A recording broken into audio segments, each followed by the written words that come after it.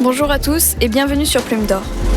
Comme il s'agit aujourd'hui de mon tout premier podcast, je vais commencer par une rapide présentation. On m'appelle Goyang, je suis une passionnée de l'art en général et moi-même une artiste.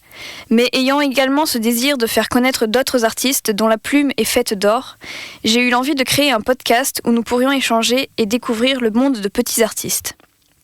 Pour ce premier épisode donc, j'ai décidé de contacter une artiste qui me tient vraiment à cœur. Tifa Six, petite auteure à la fois sur Wattpad et autopubliée, traitant un sujet peu commun, le polyamour. J'aime personnellement cette artiste car, avant d'écrire des romans romantiques et érotiques, elle écrit avant tout des histoires émouvantes avec des intrigues toujours surprenantes et des personnages complexes explorant de nombreuses spécificités. Par exemple, certains de ces personnages explorent des carrières atypiques. Pornographie dans Qu'as-tu vu ? Prostitution dans Combien pour ton cœur ? Les deux sur Wattpad. Et Tifa, qui s'appelle Vimin Girl 3 sur Wattpad, en parle sans tabou, expliquant les causes et les conséquences de ces métiers. Dans d'autres domaines, comme par exemple dans Libère-moi, cette fois-ci autopublié, Tifa Six raconte un mariage arrangé. Encore deux exemples. Dans Fracture sur Wattpad, Tifa Six explore le trouble du TDI, ou trouble dissociatif de l'identité, et dans Everlove.exe, publié en 2 tomes en auto-édition, Tifa explore un univers fantastique entièrement créé dans le but de critiquer nos sociétés basées sur une théorie du plus fort. Un dernier petit détail sur ses écrits, si dans ses autopublications les personnages ont des noms originaux, sur Wattpad, toutes ces histoires sont des fanfictions BTS mettant en scène les membres Jimin, Jungkook et Taeyong. Bon, j'ai assez parlé de ce que j'aime chez Tifa Six, il est à présent temps de l'accueillir elle-même pour qu'elle s'exprime sur son art. Salut Tifa, je suis ravie de pouvoir t'entendre dans ce podcast. J'ai plein de questions pour toi. Commençons. Quelles œuvres littéraires ou artistiques, quelles personnes t'ont inspiré dans ton écriture ? Alors écoute, j'ai lu pas mal de livres, mais qui ne sont pas en lien avec ce que j'écris directement. Donc, tout simplement aussi parce que c'est très dur de trouver quelqu'un qui écrit sur du polyamour entre 3 hommes. Souvent, quand on trouve du polyamour, déjà c'est rare, et on trouve souvent 2 hommes, une femme. Donc c'est rare de trouver ce sur quoi moi j'écris. Donc en termes vraiment du contenu, on va dire de l'inspiration littéraire, il n'y en a pas beaucoup qui soient en lien avec ce que moi j'écris. Après, pour autant, il y a beaucoup d'auteurs que j'apprécie et que j'ai lus. Donc voilà, forcément, on s'inspire aussi d'un style d'écriture certainement, mais sans s'en rendre compte. Je crois que j'ai pas forcément analysé ça. Et après, pour, on va dire, l'inspiration originelle, elle vient de BTS puisque j'ai commencé avec Wattpad et avec les fanfictions. Donc c'est quelque chose dont je me suis détachée, on va dire, depuis pour m'émanciper et créer vraiment des personnages originaux, etc. Mais voilà, c'est cette inspiration-là. On va dire qu'elle est complétée peut-être par l'ambiance générale ou plutôt géographique de tout ce qui va être les dramas coréens, les boys love coréens, les mangas aussi boys love, etc. Même si voilà, il y a beaucoup de valeurs que je ne retrouve pas assez, selon moi, dans ces supports artistiques, notamment autour du consentement, qui pour moi est un thème très important. Donc voilà, c'est pas le centre de mon inspiration, elle n'est pas forcément littéraire en fait, assez étonnamment. As-tu un processus créatif pour développer les relations complexes au sein de tes histoires ? Alors en fait, je dirais que pour développer et créer une relation complexe entre des personnages, et donc pour qu'elle soit crédible, moi je m'inspire tout simplement de la vie en général, et des relations réelles que j'ai pu avoir ou que j'ai pu observer. Je suis une assez grande observatrice de la vie d'une manière générale sous toutes ses formes et je pense qu'il n'y a pas meilleure inspiration. Je ne pense pas non plus être la seule autrice qui fonctionne ainsi, puisque pour être crédible dans une histoire, il faut qu'en fait, évidemment, le lecteur ou la lectrice puisse s'identifier à certains personnages, pas forcément d'ailleurs les protagonistes, pas forcément les personnages principaux, ça peut être aussi des personnages secondaires qui vont plus lui parler. Dans tous les cas, je pense que voilà, pour créer une complexité d'une relation, il n'y a pas mieux que de regarder soi-même ou autour de soi les relations qu'on a ou qui se forment, puisque toute la complexité vient de la vie elle-même en fait. Et donc, toujours dans cette logique, en fait, il va falloir se poser la question quand on veut créer une relation, quand on veut qu'il y ait une relation, quelle qu'elle soit d'ailleurs, peu importe la nature, entre deux personnages, de qu'est-ce qui va pouvoir les réunir, en fait.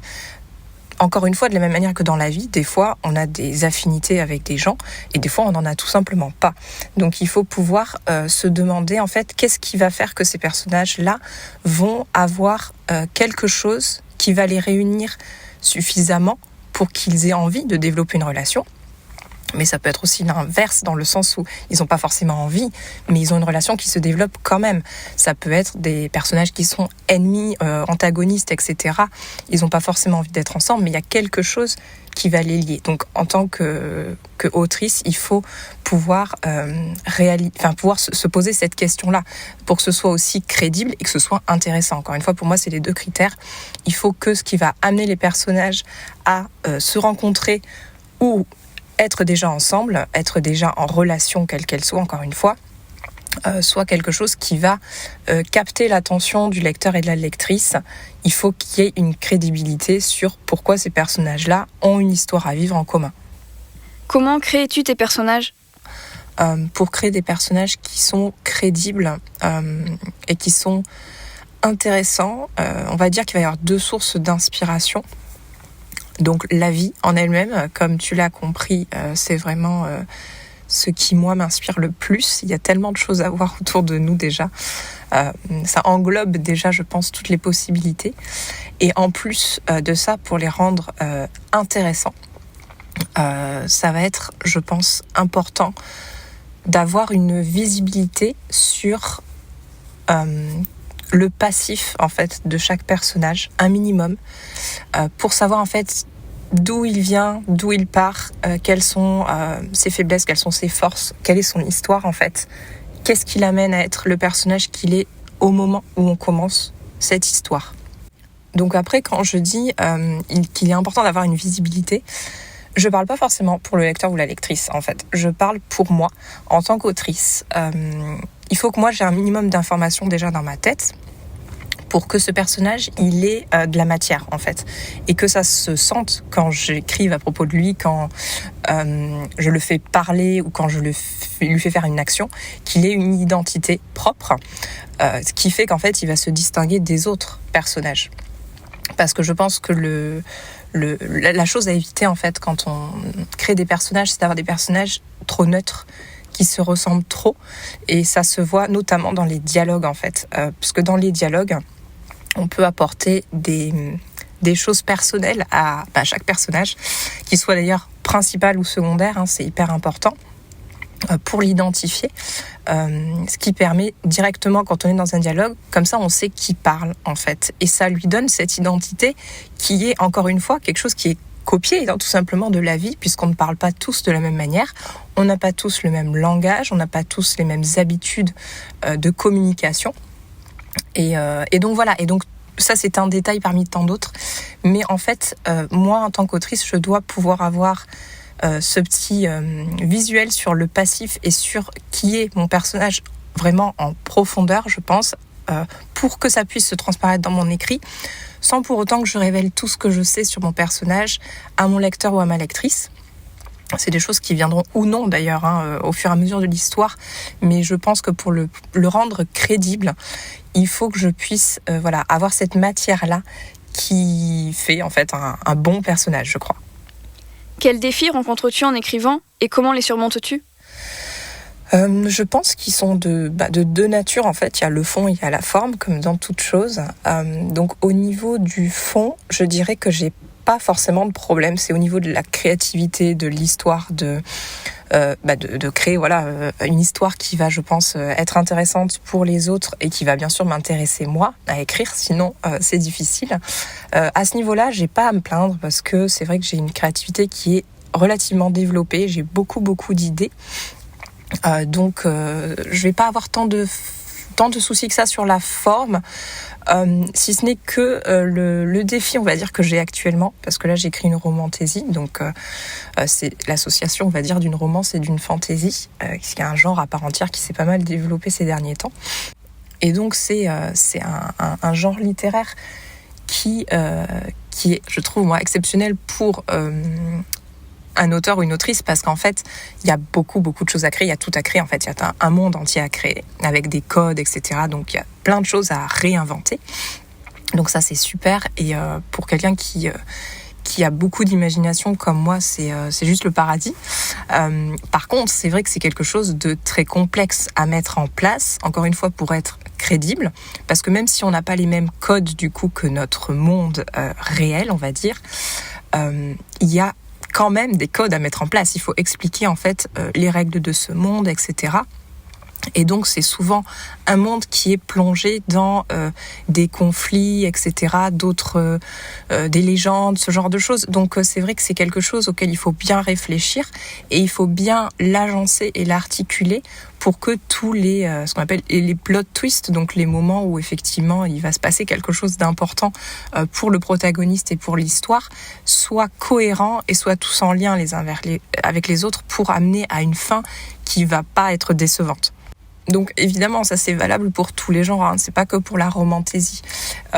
Mais en ce qui me concerne, je rencontre plus de difficultés avec la romantaisie qu'avec des histoires de romances contemporaines, ce qu'on appelle, donc qui vont vraiment se passer dans le monde contemporain avec un monde qu'on connaît, puisqu'il est le nôtre.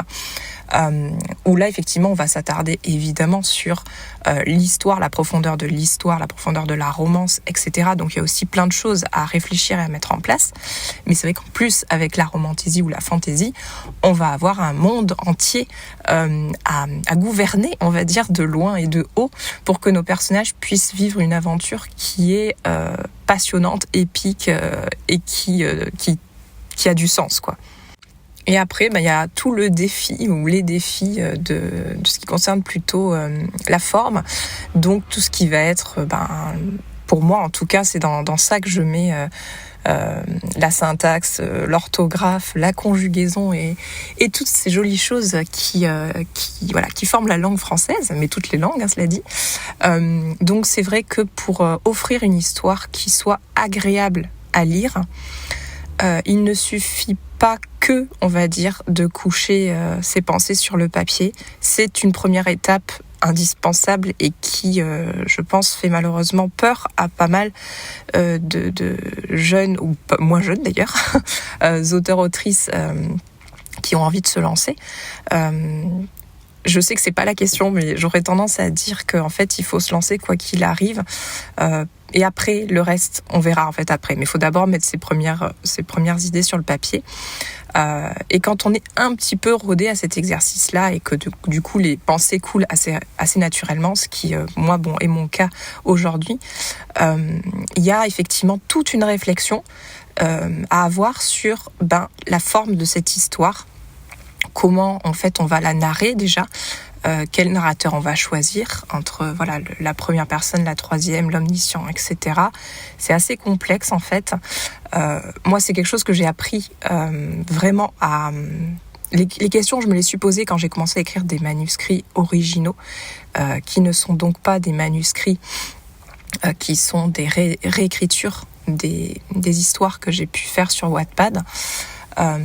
Et c'est là où je me suis posé ces questions-là, puisque comme je veux donner quelque chose de plus professionnel à mes écrits, du coup je suis obligée de me poser des questions qui sont forcément en relation avec les codes de ce qui se fait dans l'édition et dans le monde professionnel. Sinon j'aspire pas à ça et je me contente juste d'écrire parce que ça me fait plaisir.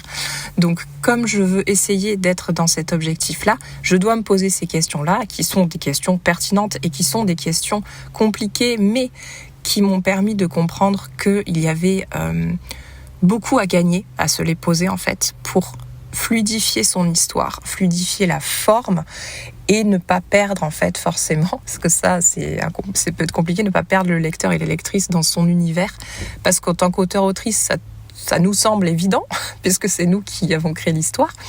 Et donc parfois en fait on oublie que ça l'est pas forcément pour le lectorat. Et donc se poser ces questions d'ordre de syntaxe, de narrateur, de formulation de phrases, etc.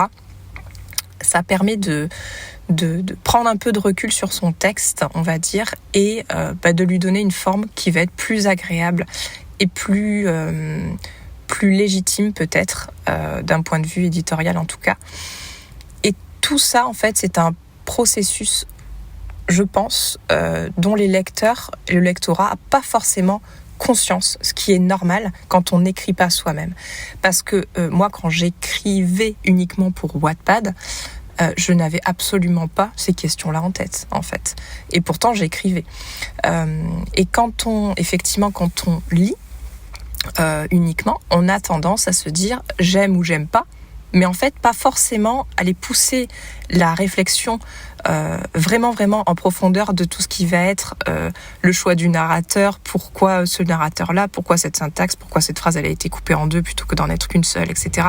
Je ne pense pas que tout le monde ait envie d'ailleurs de faire cet exercice, qui est normal en tant que lecteur, parce qu'on a juste envie de lire quelque chose et que ce soit agréable et que ça nous fasse nous échapper de notre quotidien, etc. Chacun a ses raisons de lire et elles sont légitimes tout autant qu'elles sont. Donc voilà, je pense que finalement la forme est tout aussi importante que le fond. Et donc voilà, c'est des choses qu'on apprend au fur et à mesure. Et moi que j'apprends encore, bien évidemment, je suis très loin d'avoir tout compris là-dessus et d'être à l'aise à 100%. Donc je dirais que les défis, voilà, pour moi, sont plus sur la forme aujourd'hui que sur le fond. Comment réagissent généralement les lecteurs à ces histoires ? Alors c'est une question qui est pour moi très intéressante parce que j'en ai moi-même compris des choses récemment, donc je vais pouvoir te les partager.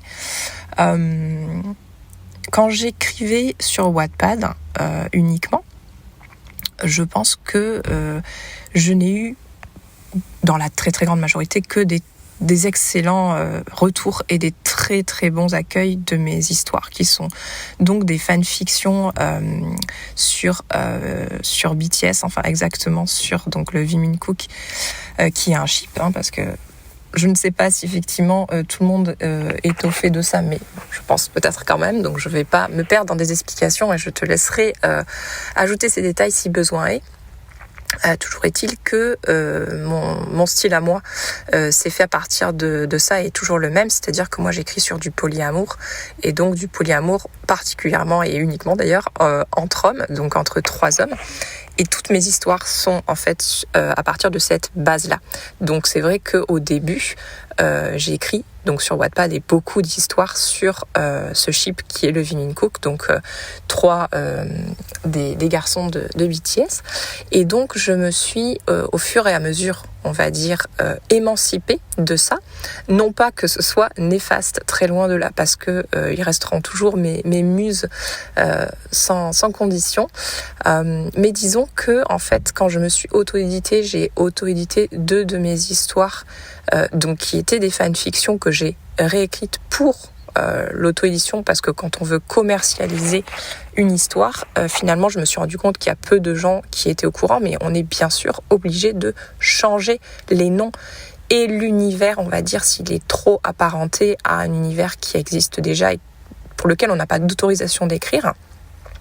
Donc bien évidemment, j'ai dû changer les noms des membres que j'utilisais de BTS pour des noms autres. Ce qui en moi m'a permis, comme je dis, de m'émanciper en fait de ça, parce que je me suis rendu compte, pour moi, de mon point de vue, qu'en fait, un nom c'est un nom en fait. C'est pas tant ça qui va changer le fond de l'histoire justement, puisque j'aime à penser, j'espère, que mes histoires auraient pu être assez intéressantes pour se passer des noms des personnages de BTS pour pouvoir être lus d'une autre manière. Ça, c'était ma croyance d'avant. Elle est restée très longtemps et même après que je me sois auto-éditée pour la première fois. Et je me suis rendu compte au fur et à mesure qu'en fait c'était plus complexe que ça. Et lors d'une discussion en fait avec une lectrice, elle m'a expliqué de son point de vue qu'en fait il y avait beaucoup de personnes, de lecteurs, de lectrices qui me lisaient sur Wattpad parce que en fait il s'agissait de BTS et pas tant parce que j'écrivais sur du polyamour. Et c'est là que j'ai compris toute la distinction entre ce que j'imaginais et la réalité des choses. Puisqu'effectivement, la complexité pour moi dans l'accueil de mes nouvelles auto-éditées, c'est d'en fait aller conquérir, on va dire, un autre public que celui de Wattpad, qui est un public que pour autant j'adore, et je pense que j'ai créé une communauté incroyable sur Wattpad que j'aime énormément. Je pourrais en parler pendant des heures tellement j'ai vécu des bons moments là-bas. J'en parle au passé uniquement parce que actuellement je n'écris plus sur Wattpad parce que je n'ai pas le temps, vu que je me consacre à la professionnalisation de mes écrits, donc ce qui me prend beaucoup de temps.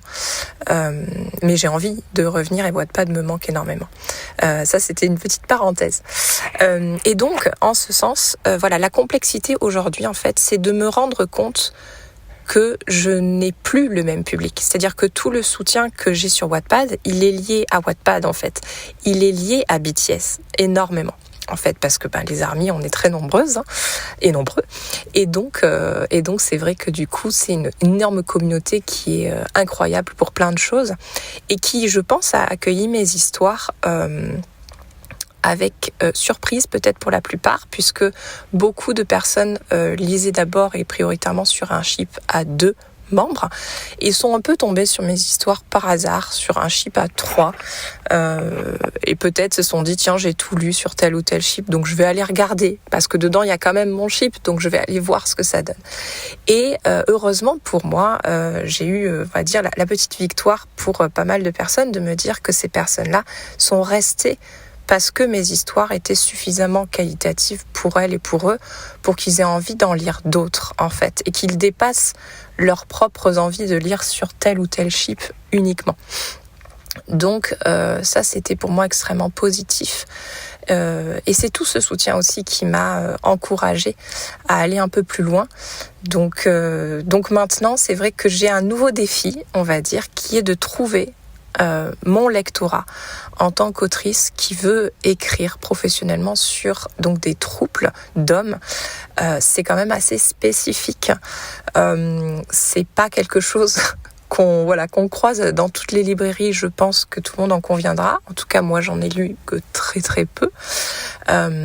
Et de convaincre ce lectorat-là que en fait, écrire sur un trouble d'hommes, ce n'est pas uniquement pour le côté érotique qu'on peut en tirer. Parce que je me suis rendu compte, bien sûr, que si moi, j'écris effectivement des scènes qui sont des scènes érotiques dans toutes mes histoires, c'est parce que j'estime que cette forme d'intimité participe à la construction d'une relation. Que cette intimité soit d'ailleurs bonne ou mauvaise. Je pense que ça nous forme aussi dans nos relations et que ça aide la relation à progresser, de quelque manière que ce soit. Et donc, c'est pour ça que j'écris aussi ce genre de scènes-là qui sont non censurées pour le coup. J'aime les écrire aussi, on va pas se le cacher, et je sais que les lecteurs et les lectrices aiment les lire également. Pour autant, et ça c'est très très important pour moi, j'essaie de convaincre effectivement mon lectorat que c'est pas parce qu'on écrit sur un trouble que c'est uniquement pour de l'érotisme en fait, pour ne pas dire un autre mot que tout le monde a compris. Donc il y a plus que ça en fait, parce que les gens ont tendance à faire des raccourcis et à se dire oh ils sont 3 donc c'est un plan à 3 donc c'est chaud donc c'est point. En fait, ça va beaucoup plus loin que ça parce que moi, ce que je défends aussi comme valeur, c'est que c'est l'amour sous toutes ses formes, en fait. Et donc, l'amour à 3, c'est l'amour à 2. Pour moi, c'est pareil, en fait. Par contre, on est d'accord que dans la réalité et dans notre réalité, c'est pas du tout le cas. C'est-à-dire que les relations à 3 sont pas vues d'un bon œil, généralement, sont méconnues aussi, donc sont cachées, comme souvent ce qui fait malheureusement peur aux gens, les gens se cachent pour les vivre, donc c'est assez triste. Et puis notre société n'est pas du tout adaptée de toute façon aux relations à 3. Donc il y a ça aussi. Il y a beaucoup de choses qui rentrent en compte. C'est un débat sur lequel je pourrais parler pendant des heures. Bref, donc en fait, j'écris à 3 parce qu'en fait, pour moi, c'est plus intéressant qu'écrire à 2, en fait, que sur 2, je me suis rendu compte pour moi. Au niveau narratif, C'est extrêmement intéressant et extrêmement... c'est un challenge en fait, mais que j'adore, parce qu'écrire sur 3 personnages, c'est pas du tout la même chose qu'écrire sur 2. La dynamique à 3 est pas la même qu'à 2, il faut pouvoir la construire, c'est pas évident, parce que la 3 c'est la somme de couples en fait, plus une identité à 3. Donc en fait c'est essayer de convaincre ce nouveau lectorat qu'il faut que je trouve que quand on écrit à 3, on écrit une histoire d'amour, et oui, il y a 3 personnages dedans. Mais point barre, en fait, ça va pas bien plus loin. J'ai pas envie d'argumenter non plus pendant des heures, même si je suis en train d'en parler longtemps parce que ça me passionne. Ce que je veux essayer de faire comprendre aux gens, c'est que quand on écrit à 3, c'est pas que pour écrire des trucs qui vont être chauds, quoi. Il y a bien plus que ça, de la même manière que quand on écrit à 2. En fait, je trouve que le couple dans une romance a beaucoup plus de légitimité aux yeux du lectorat pour l'instant que le trouble. Et j'espère faire partie des autrices qui vont pouvoir faire changer cette vision. Penses-tu que tes écrits peuvent contribuer à une meilleure représentation et compréhension des relations non conventionnelles dans la littérature ? Du coup, oui, je pense et j'espère que mes écrits pourront donner effectivement matière à réfléchir à certaines personnes et matière à soutenir peut-être d'autres personnes qui ne se sentent pas forcément légitimes dans les relations qu'elles veulent avoir. J'espère que ça pourra donner une visibilité différente de celle effectivement du plan A3, parce que moi il faut savoir que j'écris pas sur des plans A3, j'écris pas sur des triangles amoureux non plus, parce que je n'aime pas ça. Pour moi, la définition du triangle amoureux, c'est j'ai fait une vidéo sur TikTok sur ça, et je vais en reparler brièvement ici parce que c'est la définition que moi j'en tire, mais je sais qu'il y a d'autres personnes qui tirent d'autres définitions, donc chacun sa définition encore une fois. Pour moi, le triangle amoureux, en gros, c'est Twilight, quoi. Je prends cet exemple parce que je pense que beaucoup de gens voient de quoi il s'agit, c'est-à-dire que tu as une personne, ou plus, mais ici c'est une qui va être attirée par 2 autres et qui sait pas trop effectivement vers où elle va aller, on va dire, et puis finalement son cœur l'amène vers une des personnes et l'autre se retrouve à faire chou blanc, on va dire ça comme ça. Moi, j'écris pas sur ça. Ça m'intéresse pas d'écrire sur cette dynamique-là. Moi, j'écris sur un trouble, vraiment. Donc, sur 3 personnes qui vont être engagées de manière égalitaire dans une relation, sans que l'un ou l'autre soit plus négligé. Donc, pour moi, c'est la représentation d'une forme d'amour qui est légitime déjà et qui est égalitaire entre 3 personnes, parce que je pense que notre cœur est assez grand pour aimer 2 personnes sans que ça n'engage en fait la relation avec l'un ou avec l'autre. Je crois que de la même manière qu'en amitié on peut avoir plusieurs amis, je ne vois pas pourquoi on pourrait pas avoir plusieurs amours amants, ou pas amants d'ailleurs, parce que chacun fait bien ce qu'il veut et on n'est pas obligé d'avoir une sexualité active. Ça, c'est encore un autre sujet. Mais en fait, ça reflète aussi, si tu veux, ce que je pense, c'est-à-dire que chacun fait bien ce qu'il veut à partir du moment où il ne fait de mal à personne. Pour moi, c'est ça en fait la base de mes écrits et la base de beaucoup de choses en fait dans la vie, et qui, j'espère et je pense, devrait s'appliquer dans notre société. C'est que les gens ont souvent un avis en fait à donner sur tout, alors qu'ils devraient généralement s'occuper d'abord de leur propre vie, mais bon. Et souvent, c'est les gens sur des choses peu conventionnelles ou peu connues ou méconnues, des choses, on le sait par l'histoire, après d'une manière générale avec un grand H, ce qui est différent de soi peut faire peur en fait. Et il y a des gens qui ont une réaction épidermique à la différence en fait, et qui malheureusement peut être violente et peut être très cruelle. La différence, c'est quelque chose que tout le monde n'arrive pas à gérer, et je pense que, moi j'ai constaté en tout cas, parce que du coup moi j'ai 36 ans, donc j'ai un petit peu d'expérience derrière moi, et j'ai constaté que la plus jeune génération, dont je ne fais donc pas partie, mais la plus jeune génération, qui est une génération avec laquelle je m'entends bien généralement, est plus avancée, je trouve, que ce que moi, ma génération à moi était quand j'étais plus jeune. Et pour moi, c'est encourageant, parce qu'effectivement, ils se posent pas la même question. Vous posez pas la même question, on va dire ça comme ça. Et je trouve que c'est tant mieux. Et je pense que c'est grâce à certaines avancées, effectivement, qui se sont faites au fur et à mesure des années, des décennies. Et c'est tant mieux, même s'il reste plein de choses à faire.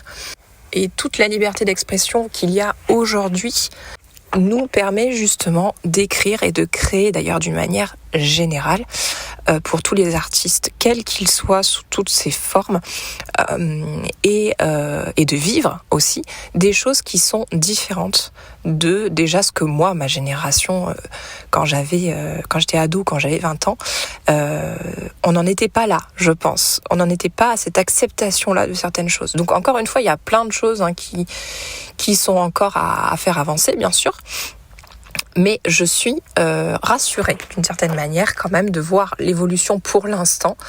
Il faut que ça continue évidemment, mais avec mon recul à moi de ce que moi j'ai pu voir, observer et vivre, je pense qu'il y a eu un progrès qui est là et qui doit être maintenu bien sûr parce que ce qui sont des progrès doivent devenir une normalité. Enfin, pour moi, ça me semble évident. Mais bon, c'est toujours plus compliqué que ça pour beaucoup d'autres personnes, malheureusement.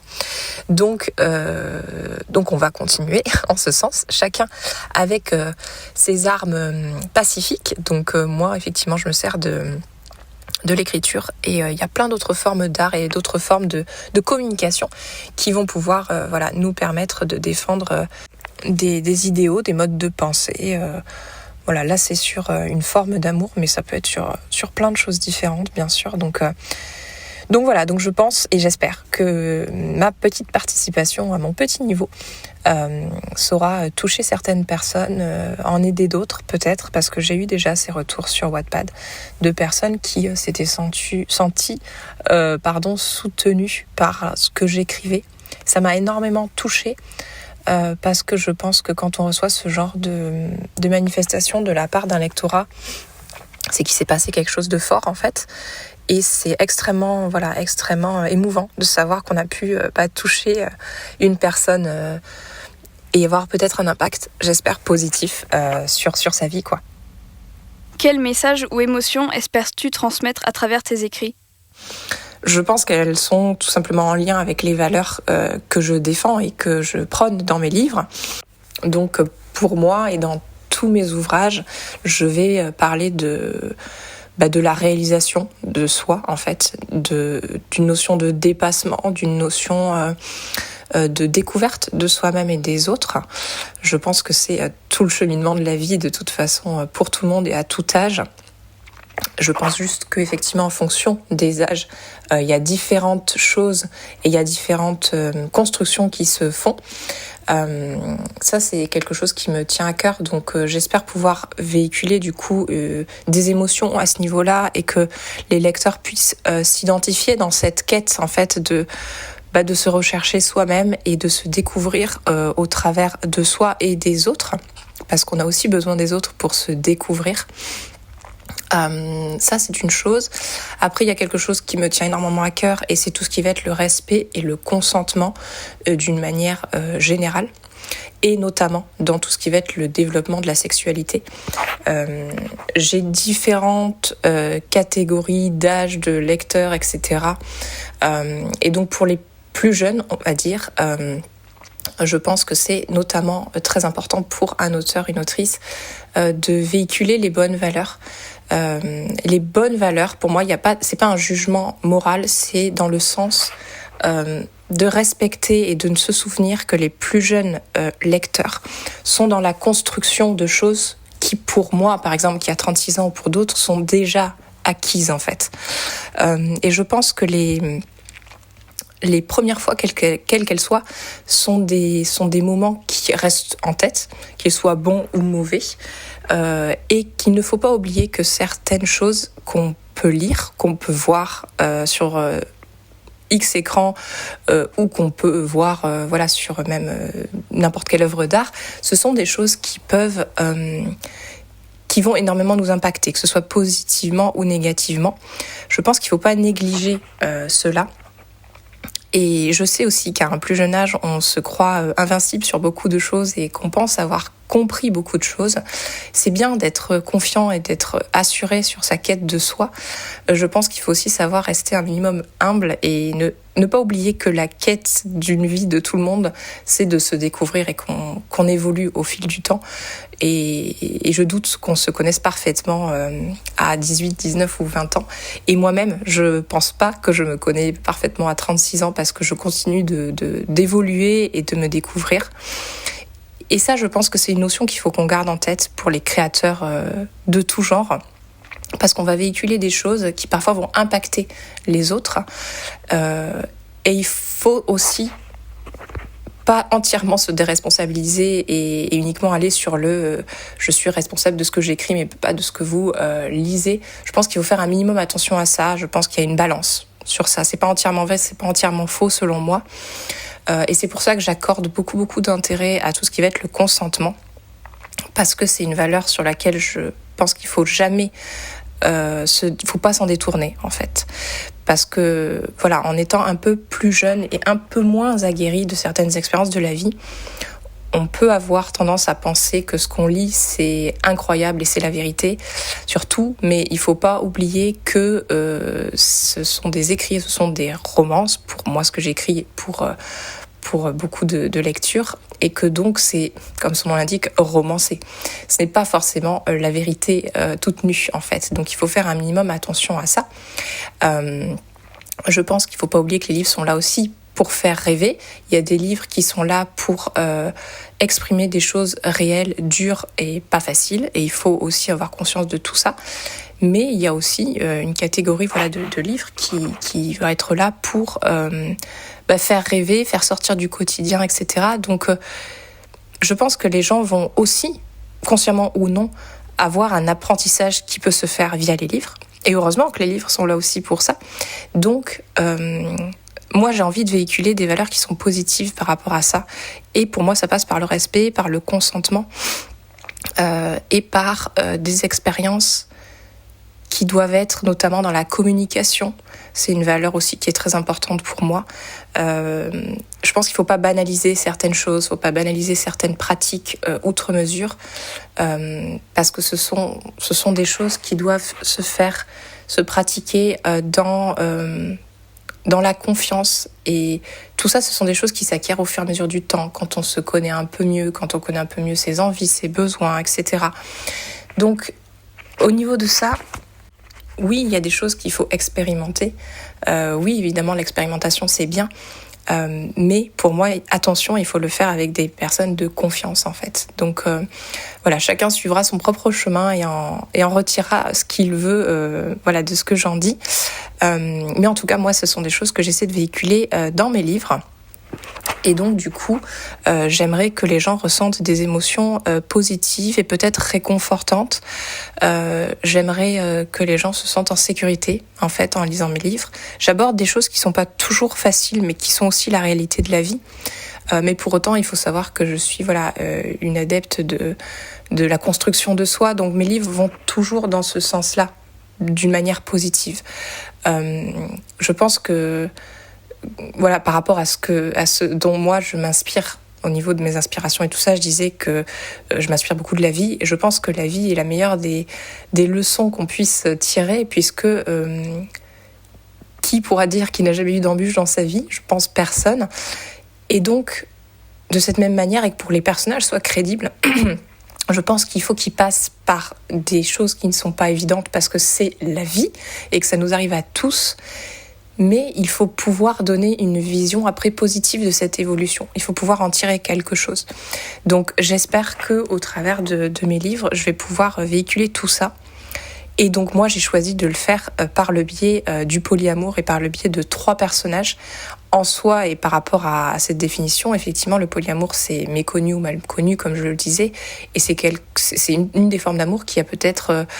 qui fait partie de celles qui ont des stéréotypes qui leur sont gangrénés. Et malheureusement, ce ne sont pas toujours des bons stéréotypes. Stéréotypes, pas forcément positifs de toute façon. Et donc, j'espère pouvoir parler aux lecteurs pour les informer, pour leur montrer que ces stéréotypes-là, il faut les combattre, et que le polyamour à 3, c'est aussi profond, ça peut être aussi profond et aussi épanouissant qu'un couple à 2 en fait. De la même manière qu'un couple à 2 peut être très néfaste et qu'un polyamour à 3 peut être très néfaste aussi en fait. Il n'y a pas un tout blanc et un tout noir. C'est juste que c'est la même chose, mais il y a une personne en plus en fait. Donc du coup, je pense que si la base d'une relation est sur des valeurs et faite sur des valeurs de respect, de communication, de consentement, en fait, qu'on soit 3 ou qu'on soit 2, ça change pas grand-chose en fait. Je pense que c'est ça l'important en fait de ce que j'essaie de communiquer aussi. Et j'espère que les gens s'y retrouveront. Voilà, pour autant. Je voudrais juste finir en disant que c'est pas parce que moi j'écris sur uniquement des relations à 3 que je pense des choses négatives d'une relation à 2 ou d'un couple. Pas du tout, parce que moi je suis en couple. Donc je ne dis pas que le polyamour c'est mieux que le couple. Je dis juste que c'est une forme d'amour, que moi j'aime écrire dessus, que même au niveau narratif, en tant qu'autrice, c'est très intéressant d'écrire sur 3 relations à développer, plus une qui est commune. C'est très très enrichissant et c'est un challenge aussi. Donc il y a beaucoup d'intérêt pour moi d'écrire dessus. Et je ne dis pas que l'un est mieux que l'autre, etc. Non, c'est vraiment pas du tout mon style. Moi, je suis vraiment dans le côté... voilà, comme je l'ai dit avant, si tout le monde est heureux et que personne ne fait de mal aux autres dans ce procédé-là, eh ben faites bien ce que vous voulez. Donc voilà, moi j'écris sur ça et j'espère que ça pourra permettre à des gens... soit d'élargir leur vision des choses, soit de conforter leur vision des choses et de se rappeler que tant que les bases en fait sont saines, la relation, je pense, le sera aussi. Quel conseil donnerais-tu à ceux qui souhaitent explorer des thèmes non conventionnels dans leurs écrits, comme les relations polyamoureuses LGBT ? Alors je ne sais pas si je suis suffisamment qualifiée en quoi que ce soit pour donner des conseils d'écriture, mais j'ai envie de dire que le conseil le plus basique, mais qui est finalement peut-être le plus véridique selon moi, c'est que si tu as envie d'écrire quelque chose, tu écris en fait. Il faut pas au tout début, je pense qu'il faut pas se mettre de barrières. En fait, y a des gens qui ont pas mal d'idées, pas mal de choses en tête, mais qui se disent « Oh là là, je vais jamais réussir à les mettre par écrit, quand j'écris ça donne rien, etc. » Je bloque au bout de 2 phrases.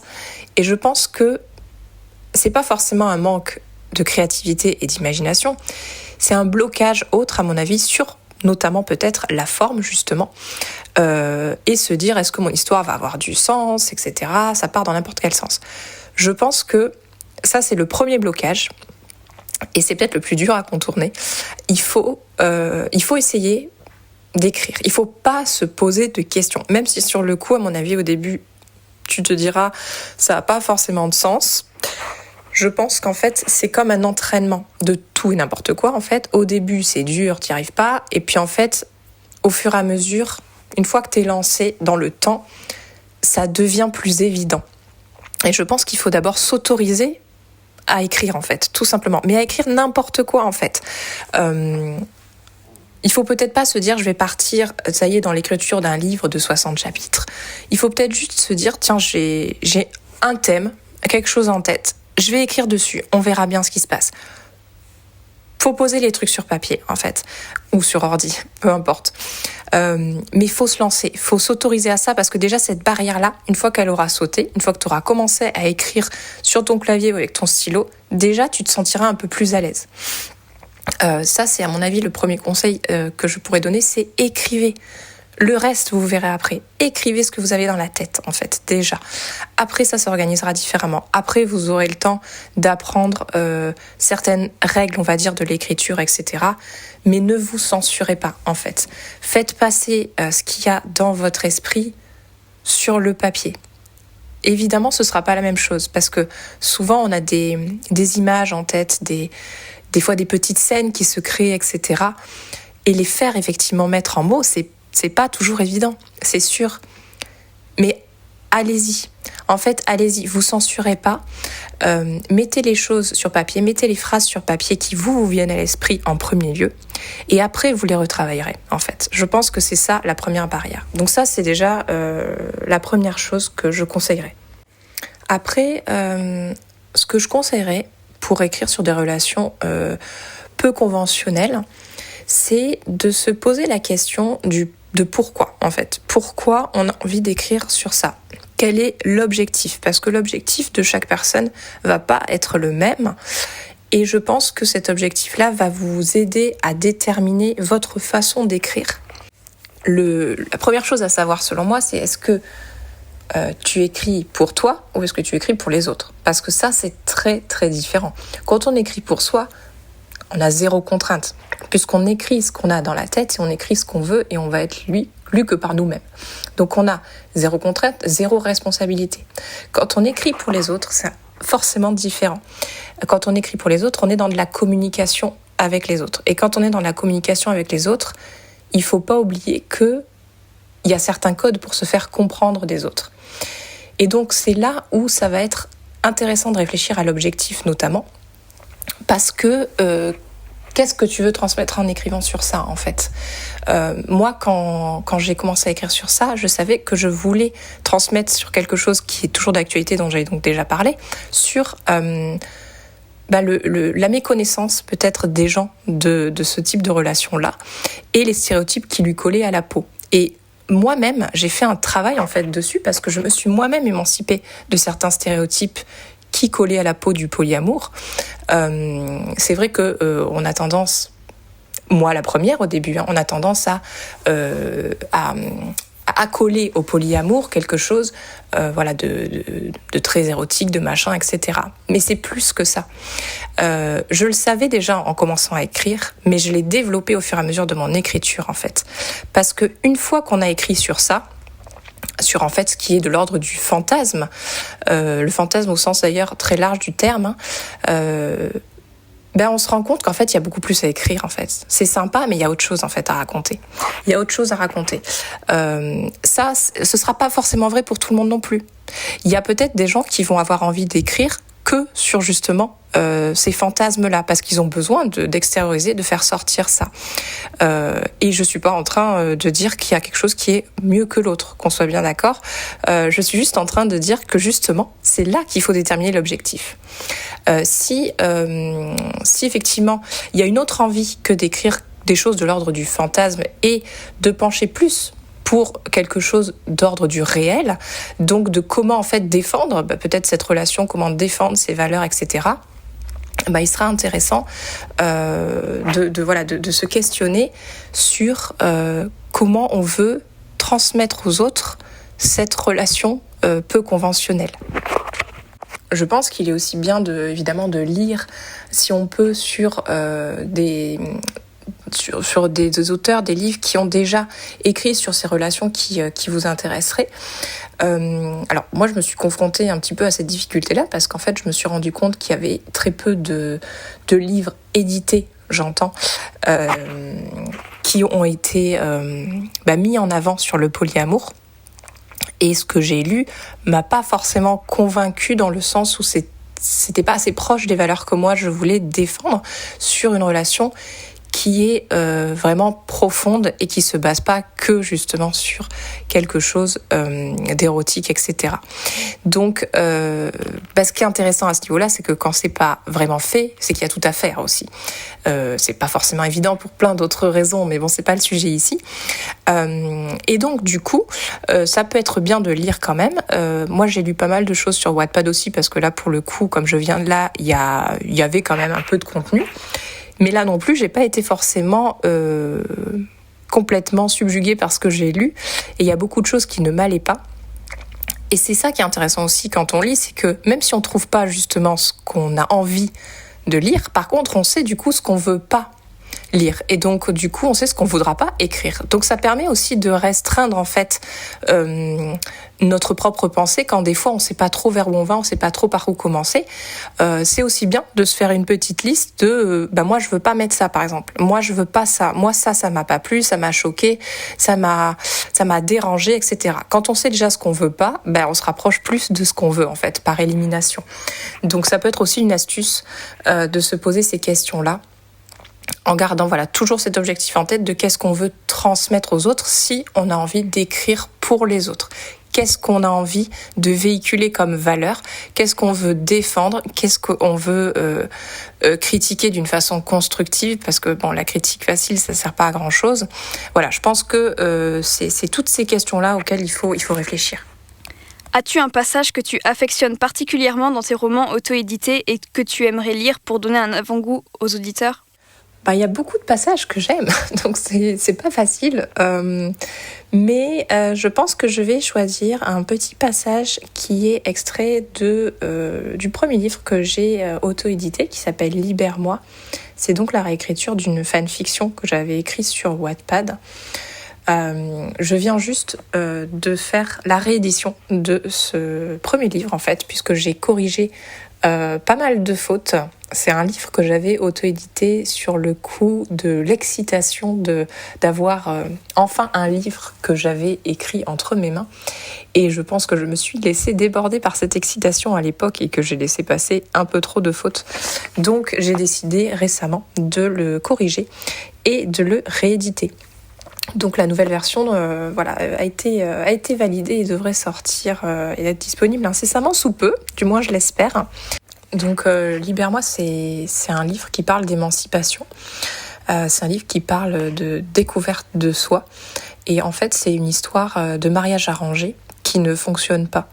Taeyang et Ji-Eun ont été mariés en fait pour un aspect financier, d'où le mariage arrangé.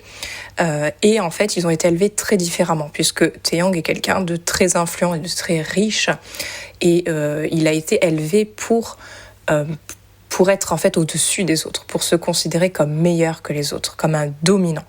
Alors que Ji-Eun, lui, a été élevé à l'inverse, c'est-à-dire comme quelqu'un qui est soumis à son époux, qui n'a rien à dire, qui n'a pas d'avis à donner, et qui doit uniquement faire tout ce qu'il faut pour satisfaire son époux. Et au milieu d'eux va se trouver Jeong-gun, du coup, qui est un escorte très réputé, très en vue. C'est un homme aux multiples talents. Il est très intelligent, il est réfléchi. Et en fait, en intervenant auprès de l'un et de l'autre, pour des raisons différentes, il va devenir le lien en fait entre eux trois, et chacun de ces trois personnages va se découvrir d'une manière différente au fur et à mesure de leurs interactions. Ces interactions, elles vont être diverses et elles vont démarrer par le fait qu'en fait, Taeyang a déjà eu une relation avec cette escorte et va lui demander d'intervenir auprès de son époux de Ji-Eun pour le divertir au niveau artistique, afin qu'il ait une activité dans la journée et qu'il ne fasse pas rien d'autre que l'attendre le soir. Et donc, en fait, il va inviter à dîner Jeong-gun en le faisant passer pour un professeur d'art uniquement. Et donc, je vais vous lire cette scène d'entrée de Jeong-gun dans la vie, effectivement, de Ji-Eun et donc dans leur vie de couple, parce que c'est une scène que j'aime bien, qui démarre certaines choses et qui a un petit côté humoristique. Ici, on est au chapitre 10, donc je vais commencer la lecture. Il ne fallut pas longtemps avant que la sonnette d'entrée retentisse et que du haut aille accueillir leur invité, dont Ji-Eun ignorait encore tout. Il se releva, joignit ses mains devant lui, baissa un peu la tête et patienta. Taeyang se releva également et alla à la rencontre de l'invité d'un pas décidé. Ji-Eun attendit leur échange à mesure qu'ils se rapprochaient. Il leva un peu les sourcils devant l'aisance avec laquelle l'invité semblait converser avec son époux. Il imagina qu'il s'agissait de l'un de ses amis alors qu'il écoutait leur étrange conversation. « J'ai été dans plusieurs villas de luxe, mais là, on ne se refuse rien quand on est maître du monde, à ce que je vois. » « Ne commence pas avec tes surnoms. »« Oui, Votre Altesse. Je crois que je regrette déjà. » « Pourtant, c'est toi qui m'as supplié de venir. Tu savais à quoi t'attendre. »« Je ne t'ai nullement supplié. Cesse d'avoir cet air supérieur. »« Pourtant, tu avais l'air des tais-toi un peu à la fin. Dois-je te rappeler pourquoi tu es ici ?» Il y eut un silence pendant lequel Ji-Eun se posa trop de questions, puis un rire inconnu qu'il déduisit être celui de l'invité. Les pas arrivèrent finalement jusque dans le petit salon, et il baissa d'autant plus la tête. Ses yeux aperçurent 2 paires de chaussures, alors il s'inclina quelques secondes en y ajoutant une salutation orale. Lorsqu'il se redressa, il se figea un instant sur l'invité qui avait déjà tout son regard sur lui. Il ne comprit pas le sourire qui apparut sur ses lèvres au même moment, alors il rabaissa les yeux instinctivement. De ce qu'il avait brièvement vu, l'invité était un jeune homme assez grand, à peu près de son âge, et habillé simplement. « Jeong-gun, voici mon époux, Ji-Eun. Ji-Eun, je te présente Jeong-gun. Il sera ton professeur d'art. » Ji-Eun écarquilla alors les yeux. Il regarda Taeyong quelques secondes, avant de s'incliner brièvement devant lui en guise de remerciement troublé. Il évita soigneusement de rencontrer de nouveau le regard de l'invité, car il se souvenait bien que les tuteurs demandaient à ce qu'on les traite avec le plus grand respect. Il s'imagina que celui-ci ne devait pas être différent, bien qu'il ne ressemblât en rien au tuteur de son passé. Son apparence, en particulier, était à l'opposé de ce qu'il avait connu. « Alors, Jiun, comme ça, tu veux apprendre à peindre ?»« Oui, s'il vous plaît, enseignez-moi ce que vous savez. Je serai un élève attentif et discipliné. » « Voilà qui est prometteur, » sourit Jeonggun. Il regarda Taeyong d'un air de conquérant amusé, puis reporta son attention sur Jiun, qui ne le regardait toujours pas. Taeyong comprit qu'il allait devoir intervenir. « Jiun, tu n'auras pas besoin d'être aussi formel avec Jeonggun. »« Comment ? Mais c'est un tuteur ?»« Non, Jiun, il n'est pas comme eux. Tu peux être à l'aise avec lui, d'accord ? Tutoie-le et laisse-le t'apprendre ce dont tu as envie. » Jiun avait les yeux noyés dans la beauté de ceux de son époux en l'écoutant lui parler. Il hocha doucement la tête sans vraiment comprendre ce qu'il se passait. Ils s'installèrent ensuite à table alors que Dio commençait le service. Taeyong donna un discret coup de pied sous la table à Jeonggun qui dévisageait un peu trop son employé à son goût. Jeonggun lui fit une moue étrange juste avant que Jiun ne relève un peu les yeux vers eux. « N'oublie pas que ton époux attendra de toi que tu puisses faire la conversation de temps à autre. Pas avec tout le monde, bien sûr, tu ne seras pas intéressant pour la plupart des gens.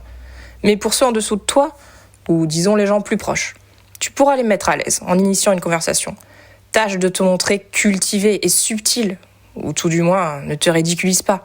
Si tu te mets dans l'embarras, c'est ton époux que tu pénalises. »« Jeonggun, exposes-tu tes œuvres dans des galeries ?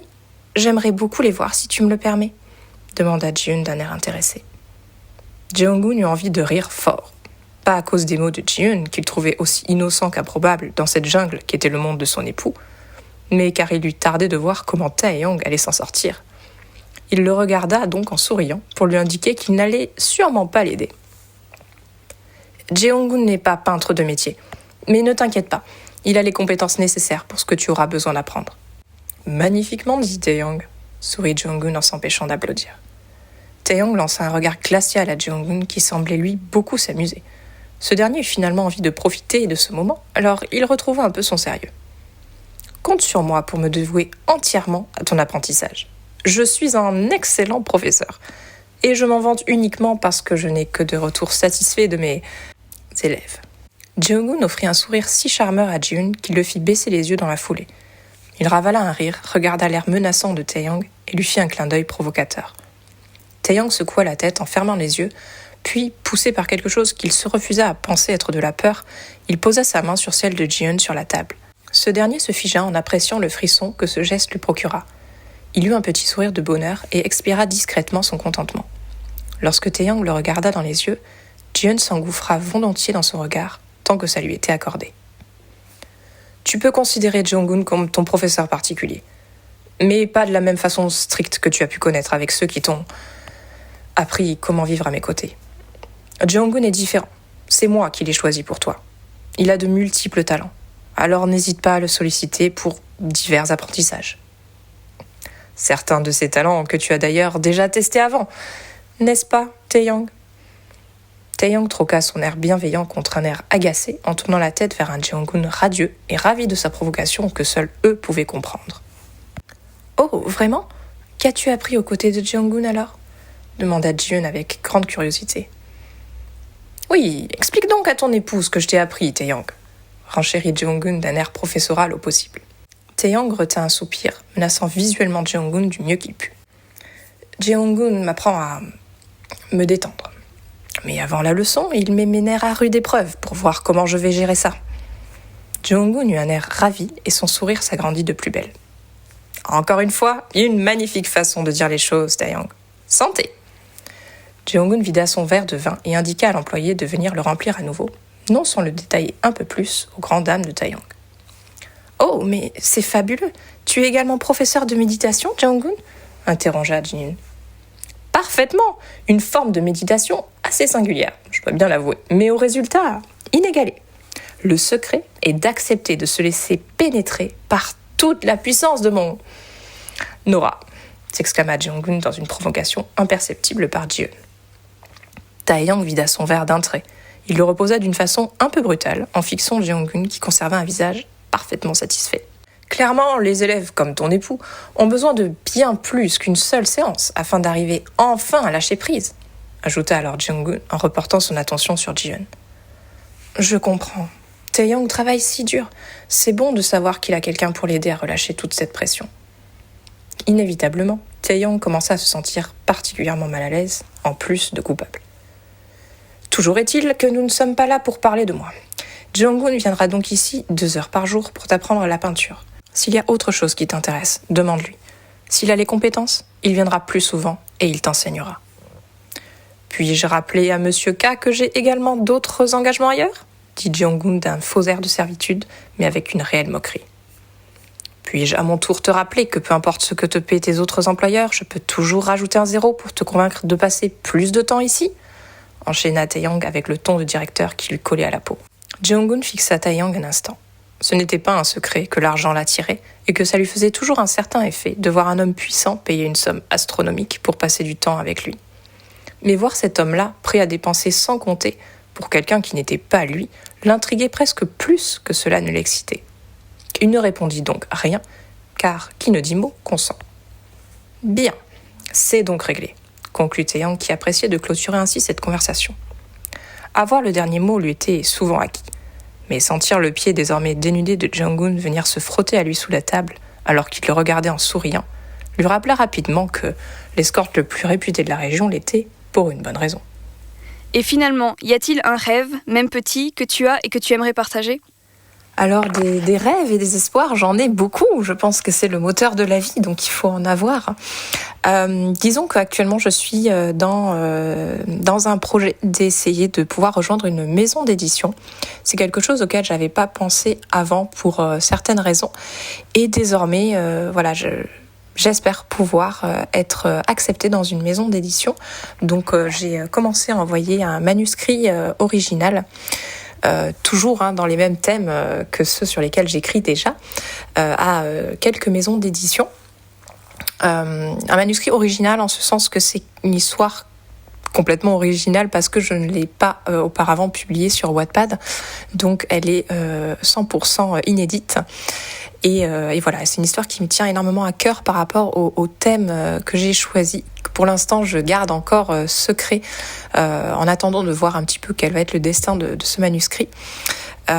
Donc voilà, là, on va dire que c'est mon rêve du moment, c'est de pouvoir rejoindre une maison d'édition dans le but d'avoir une meilleure visibilité pour que les thèmes que moi je défends et qui m'animent soient effectivement accessibles peut-être à un plus large panel de personnes et pouvoir défendre ces valeurs d'une façon plus conséquente, on va dire ça comme ça. Donc voilà, c'est mon petit rêve du moment qui est en fait un grand rêve pour moi. Donc je croise les doigts pour ça. Bon et bien, merci beaucoup Tifa pour toutes ces informations. Je te remercie de m'avoir posé toutes ces questions. On se retrouve la prochaine fois pour un nouvel artiste.